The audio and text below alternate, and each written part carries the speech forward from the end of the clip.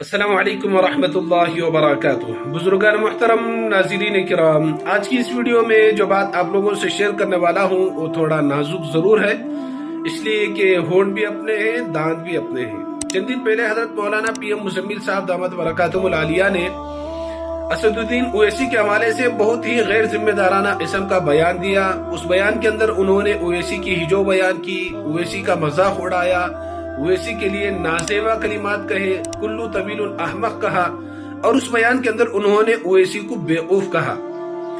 देखिए, ओवैसी ऐसा लीडर नहीं है कि हम उसे बेवकूफ कह सके, ओवैसी ऐसा लीडर नहीं है कि हम उसका मजाक उड़ा सके। मैं ये बात बिल्कुल भी नहीं कहता कि ओवैसी में कमियां नहीं है। सब कुछ होने के बावजूद ओवैसी हमारे लिए बहुत बड़ा सरमाया है। मुझे कोई अल्टरनेट बताइए। ओवैसी ऐसा लीडर नहीं है कि मस्जिद में जाकर अल्लाह अल्लाह कहता हो, मंदिर में जाकर राम राम कहता हो। कितने मुस्लिम लीडर ऐसे हैं जो हज के मौके पर जो हुज्जाज कराम का इस्तेकबाल करते हैं, वेलकम करते हैं, सब कुछ करते हैं, लेकिन अगले दिन मंदिर में नजर आते हैं, अगले दिन किसी मूर्ति के आगे हाथ जोड़ते हुए नजर आते हैं। और आपके शहर के अंदर ऐसी लीडर मौजूद हैं। आप ऐसी लीडरों के ताल्लुक से जो कुछ कहना है खुलकर कहिए, लेकिन ओवैसी को आम लीडरों की तरह मत समझिए। ओवैसी, उसका अपना एक मकाम है, उसकी अपनी एक वैल्यू है, उसकी अपनी कीमत है। हमें पार्लियामेंट के अंदर ओवैसी का कोई अल्टरनेट नजर नहीं आता, ओवैसी का कोई मुतबादिल नजर नहीं आता।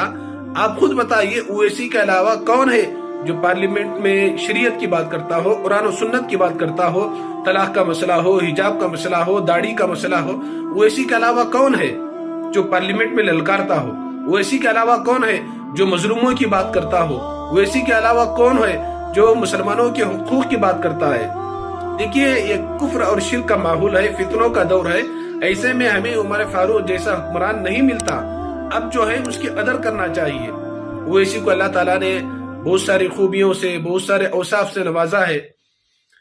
अल्लाह ने हर चीज अता की है, इज्जत, दौलत, शोहरत, खूबसूरती, हर चीज से नवाजा है। उस ओवैसी को क्या जरूरत अपनी जान हथेली में रखकर कौम के लिए इतनी फिक्र करता हो?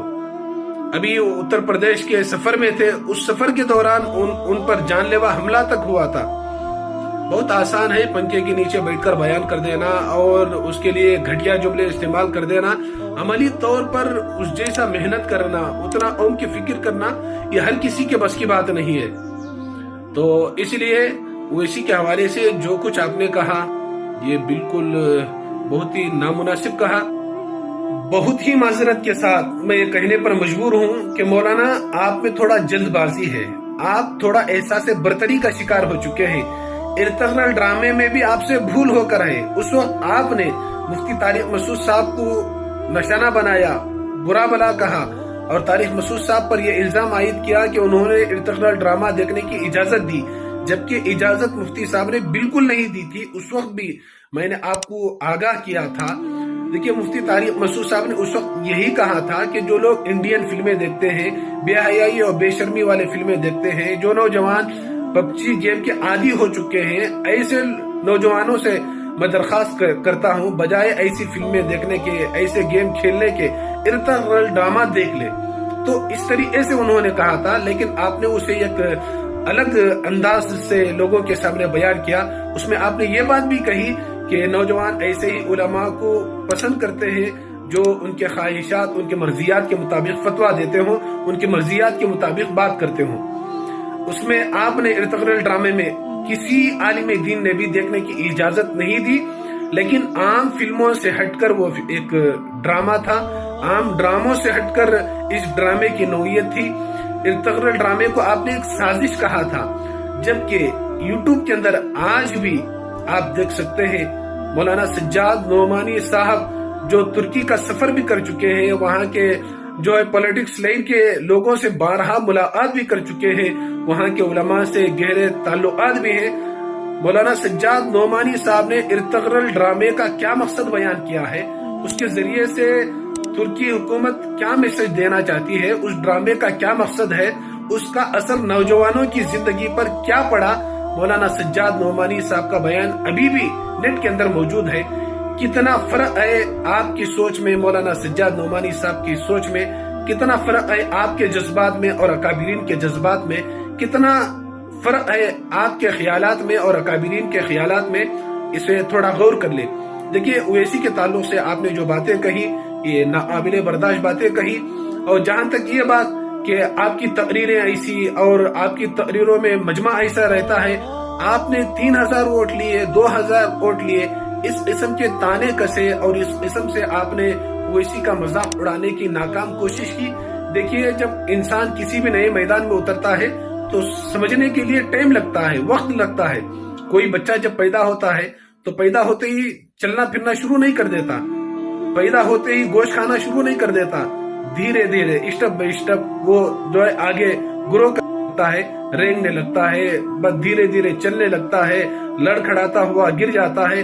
फिर एक वक्त ऐसा आता है तो फिर दौड़ के इसमें मुकाबले में जो है पहले नंबर पर आ जाता है।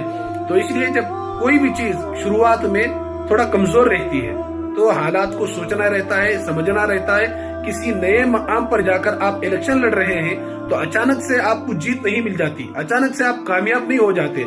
इंशाल्लाह आइंदा कामयाबी उनकी मुकद्दर रहेगी, आप मुकर्रिर हैं। क्या पहले ही दिन से आप इस तरीके से बोलने लग गए?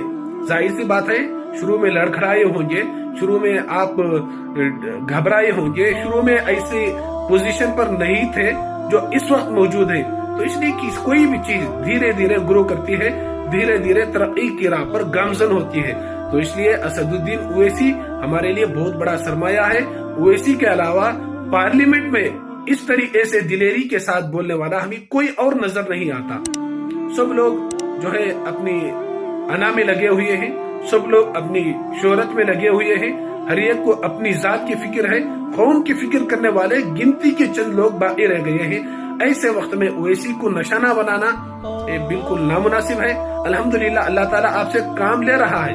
अल्हम्दुलिल्लाह जो है अकीदत भरा सलाम मैं आपको पेश करता हूँ। आप यकीनन इस्लाही माशरा पर काम कीजिए, नौजवानों की इस्लाह कीजिए, आपके बयानात के अच्छे असरात कौम पर पड़ रहे हैं। अल्लाह ताला आपको नजर बद से बचाए, अल्लाह ताला मजीद जो है दीन के कामों के लिए और आपको कबूल अता फरमाए। लेकिन दरमियान में कुछ आपके ऐसे बयानात आ जाते हैं जिसकी वजह से मुसलमानों के जज्बात मजरूह होकर रह जाते हैं। मुसलमान जो है हौसला रखने के बजाय हौसला खो बैठते हैं। तो इसलिए खुदारा आपने जो बात कही ये बहुत बुरा लगा, जिसकी वजह से मैं एक छोटा वीडियो बनाने